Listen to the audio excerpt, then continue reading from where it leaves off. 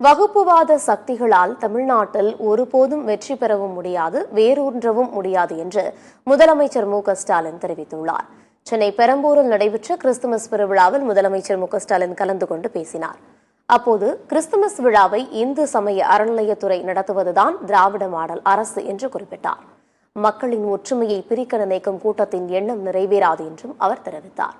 அனைத்து மதமும் அன்பையே போதிப்பதாக கூறியவர், எந்த மதமும் வேறுபாட்டை ஊக்குவிப்பதில்லை என்று தெரிவித்தார். வகுப்புவாத சக்திகளால் தமிழ்நாட்டில் வெற்றி பெற முடியாது என்றும் முதலமைச்சர் மு.க.ஸ்டாலின் குறிப்பிட்டுள்ளார். எல்லோரும் ஒத்துமையா சகோதரர்களாக இருக்கிறோம். இந்த ஒத்துமை உருவாக இன்றைக்கு நாம் கூடியிருக்கிறோம். ஆனால் இந்த ஒத்துமை உருவாகிறத சிலரால் சகித்துக்க முடியல. அரசியல் லாபங்களுக்காக பயன்படுத்தவங்களால மத ஒற்றுமையும் மத நல்லிணக்கத்தையும் ஏற்றுக்க முடியல. அதனாலதான் இந்த ஒற்றுமையும் நல்லிணக்கத்தையும் ஏற்படுத்த பாடுபடுற திராவிட முன்னேற்ற கழகத்தையும் அந்த வகுப்புவாத சக்திகளுக்கு பிடிக்கல.